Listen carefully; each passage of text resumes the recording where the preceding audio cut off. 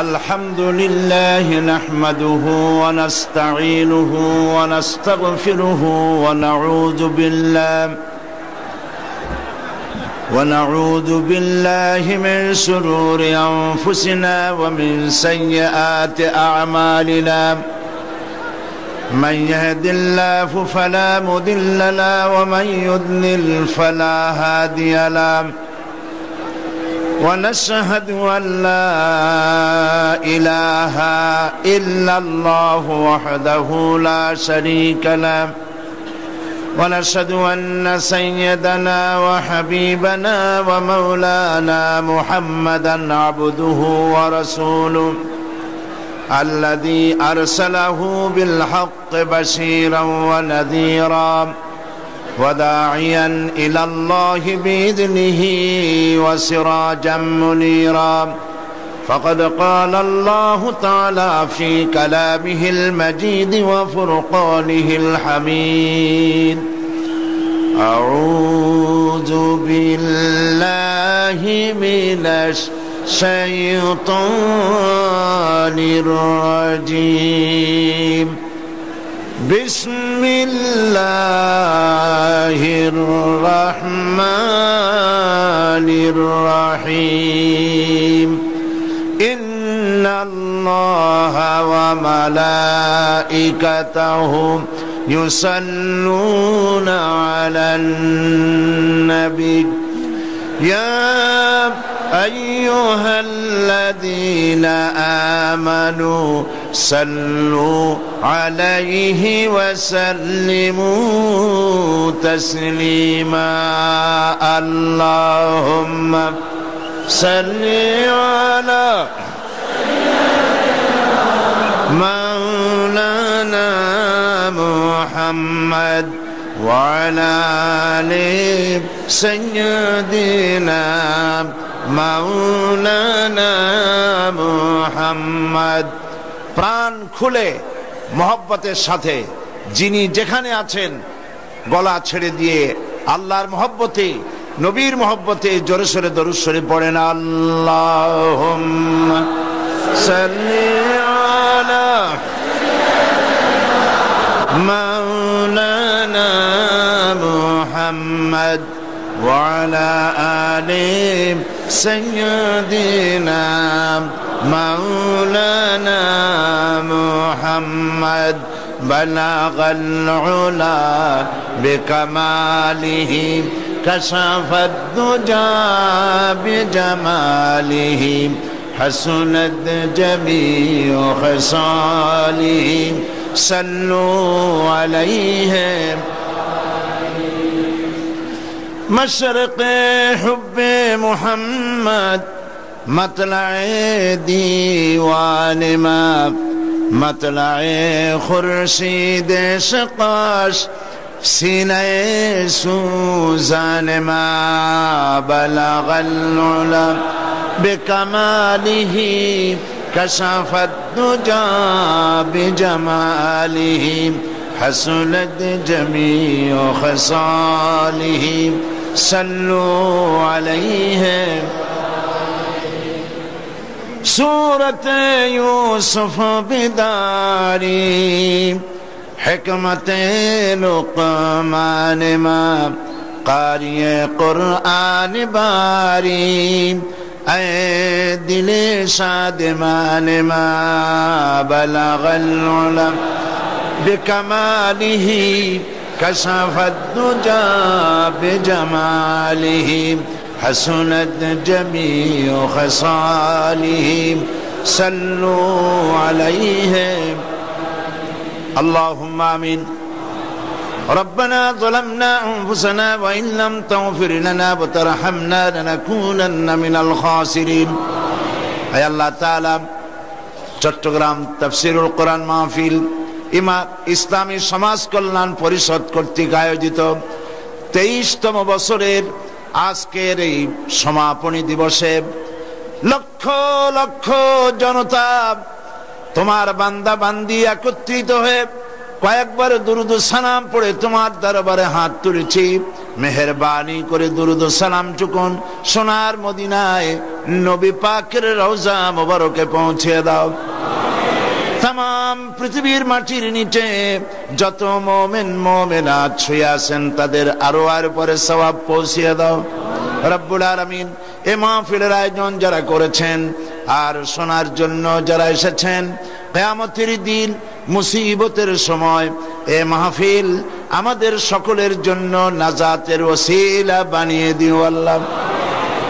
ইয়া রব करम तू अगर करे वो बात दे जुबां को जो दिल पर असर करे।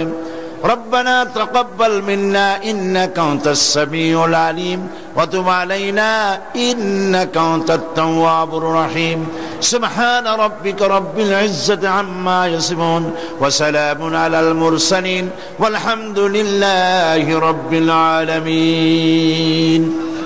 जनाब साहिब सदर हजरतुल अल्लाम मौलाना शमसुद्दीन साहेब मद्दजुल्लुहुल आली আজকের এ বিশাল তাফসীরুল কোরআন মাহফিলের রৌনক বখশ মেহমান, সারা বিশ্বের ইসলামী আন্দোলনের অবিসংবাদিত নেতা, আমাদের সকলের মুরব্বী, এদেশের কেয়ারটেকার সরকারের রূপকার। আপনারা দেখতে পাচ্ছেন মঞ্চে বসে আছেন বিশিষ্ট ইসলামী চিন্তাবিদ, জামাত ইসলামী বাংলাদেশের সাবেক আমির, সর্বজনশ্রদ্ধেয় জনাব অধ্যাপক গোলাম আজম, হাজারাত উলামায়ে কেরাম, মাশায়েখে ইজাম, বাংলাদেশ থেকে, বাংলাদেশের বিভিন্ন প্রত্যন্ত এলাকা থেকে আগত, পার্শ্ববর্তী দেশ থেকে আগত বীর চট্টলার এই ময়দানে সমবেত সম্মানিত প্রিয় ভাইয়েরা, পর্দার আড়ালের শ্রদ্ধেয় মা এবং বোনেরা, সুপ্রিয় সাংবাদিক বন্ধুগণ, আসসালামু আলাইকুম ওয়া রাহমাতুল্লাহি ওয়া বারাকাতুহু। মহান আল্লাহ রব্বুল ইজ্জত ওয়াল জালাল তার দরবারে লাখো কোটি শুকর আদায় করি যে মহান আল্লাহ তাআলা চট্টগ্রাম প্যারেড ময়দান শুধু নয়, এর পার্শ্ববর্তী এলাকা, আমার কাছে যতদূর খবর এসেছে এই মাহফিলের ময়দানের চতুর্দিকে ৩-৪ কিলোমিটার নিয়ে মানুষ আর মানুষ, নারী আর পুরুষের এক মহা মিলন কেন্দ্র পরিণত করেছেন আল্লাহ রাব্বুল আলামিন। তার দরবারে অবনত মস্তকে শ্রদ্ধা জড়িত কণ্ঠে উচ্চারণ করছি আলহামদুলিল্লাহ। রব্বানা লাকাল হামদ হামদান কাসীরান তাইয়িবান মুবারাকান ফীহি ইয়া রাব্বি লাকাল হামদু কামা ইয়ানবাগি লিজালালি ওয়াজহিকা ওয়া আযীমি সুলতানিকা। মহান আল্লাহ রাব্বুল আলামিনের দরবারে শুকরিয়া আদায় করছি, প্রশংসা করলাম তার যিনি সমস্ত প্রশংসার একমাত্র মালিক। প্রিয় ভাই সব, কোরআনে কারীমের তাফসীর শুনতে আপনারা এসেছেন। আমি কোরআন থেকে আপনাদের সামনে আলোচনা করব, তবে তাফসীর করার জন্য যে ধরনের জ্ঞান থাকা দরকার, ইলম থাকা দরকার, ততটা তো আমার নাই। সুবহানাকা লা ইলমা লানা ইল্লা মা আল্লামতানা আলাইহি তাওয়াক্কালতু ওয়া ইলাইহি উনীব ওয়া মা তাওফীকি ইল্লা বিল্লাহ। আল্লাহ পাক সাহায্য করলে আমি আপনাদের সামনে কিছু কথা বলার চেষ্টা করব, বিমাশিয়াতিল্লাহ তাআলা, বিইজনিল্লাহ তাআলা, বিফদলিল্লাহ তাআলা। আলোচনা শুরুর আগে অত্যন্ত বিনীতভাবে একটি অনুরোধ আপনাদের সামনে করতে চাই, তা হলো যতক্ষণ মাহফিল শেষ না হচ্ছে ততক্ষণ আপনারা রাস্তার দিকে কেউ যেতে চেষ্টা করবেন না, কারণ আমার নিজের চোখে দেখে এসেছি হাজার হাজার মা বোনেরা আশেপাশের রাস্তাগুলি দখল করে ফেলেছেন। তাদের আপনাদের জন্য বসার চট আছে, মাথার উপরে শামিয়ানা আছে, মা বোনদের জন্য রাস্তার উপরে বসার চটও নাই, মাথার উপরে কোনো চাদরাও নাই। আল্লাহ পাক এই মাহফিলকে তোমার দরবারে মঞ্জুর করো। এই মাহফিলের শৃঙ্খলা রক্ষার দায়িত্ব পুলিশ বিডিআর কেউ করতে পারবে না। এই লক্ষ লক্ষ জনতার শৃঙ্খলার দায়িত্ব আল্লাহ পাক তুমি আপন কুদরতে এটাকে এর নিজাম এর সুন্দর করে পরিচালনা করার দায়িত্ব আল্লাহ তুমি গ্রহণ করো।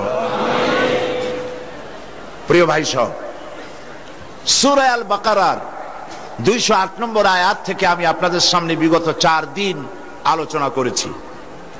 আল্লাহ রাব্বুল আলামিন যে ধরনের মুসলমান চান ইসলামে প্রবেশ করতে, তিনি বলেছেন পূর্ণাঙ্গ রূপে ইসলামের মধ্যে, পরিপূর্ণ রূপে ইসলামের মধ্যে তোমরা প্রবেশ করো।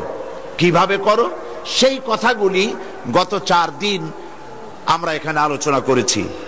আজকে সেই কথা আলোচনা করব। আল্লাহ পাক যে মুসলমান চান, যে ধরনের মুসলমান চান, তাদের দায়িত্ব কি, তাদের কর্তব্য কি। যখন আল্লাহ পাকের মর্জি মোবারক অনুযায়ী, আল্লাহ পাকের ইচ্ছা অনুযায়ী যখন ইসলামের মধ্যে প্রবেশ, সবগুলি আইন ও কানুন গ্রহণ করে করলাম, তখন আমার দায়িত্ব কি, সেই দায়িত্ব সম্পর্কে আল্লাহ পাক বলছেন, কুনতুম খায়রা উম্মাতিন উখরিজাত লিন-নাস তা'মুরুনা বিল মা'রুফি ওয়া তানহাউনা 'আনিল মুনকার ওয়া তু'মিনুনা বিল্লাহ। আল্লাহ পাক বলছেন কুনতুম খায়রা উম্মাতিন, তোমরা হচ্ছ পৃথিবীর সর্বশ্রেষ্ঠ জাতি। আলহামদুলিল্লাহ বলবেন না? আমরা সর্বশ্রেষ্ঠ জাতি, সর্বোত্তম জাতি, এই সার্টিফিকেট আমাদেরকে কে দিলেন? আল্লাহ পাক দিলেন। তোমরা শ্রেষ্ঠ জাতি, সর্বোত্তম জাতি। তোমাদের কাজ কি? তোমাদেরকে কি জন্য পাঠানো হয়েছে? উখরিজাত লিন-নাস, মানবতার কল্যাণের জন্য তোমাদেরকে প্রেরণ করা হয়েছে, পাঠানো হয়েছে। দায়িত্ব কি? দায়িত্ব হচ্ছে তা'মুরুনা বিল মা'রুফি ওয়া তানহাউনা 'আনিল মুনকার। দায়িত্ব হচ্ছে তোমাদের, তোমরা সৎ কাজ, মারুফ ভালো কাজ, ভালো কাজ করার জন্য, নেক কাজ করার জন্য, আমলে সালেহ করার জন্য মানুষকে আদেশ করবে। ওয়া তানহাউনা 'আনিল মুনকার, আর সমস্ত মুনকারাত থেকে, অন্যায় কাজ থেকে মানুষদেরকে ফিরায় রাখবে। এটা হলো তোমাদের দায়িত্ব। দায়িত্ব কটা হলো বলুন? বলে দুটি দায়িত্ব। ভালো কাজের আদেশ করবেন, আর আদেশ তো করা যায় নিজে পালন করলে, আর মানুষকে অন্যায় কাজ থেকে বিরত রাখবেন। এখন লক্ষ্য করুন আল্লাহ পাক কি বলছেন, তা'মুরুন, আমর করো, হুকুম করো, অর্ডার করো ভালো কাজের জন্য। এখন আমর করতে পারে কে? হুকুম করতে পারেন কে? যিনি ক্ষমতায় নাই তিনি হুকুম করতে পারেন না। মসজিদের ইমাম সাহেব অথবা কোন মাওলানা সাহেব, যত বড় মাওলানা হন, যত বড় মুফাসসির হন, যত বড় মুহাদ্দিস হন, তিনি আমর করতে পারবেন না, হুকুম করতে পারবেন না জাতিকে। তিনি অনুরোধ করতে পারবেন। কথা ঠিক কিনা?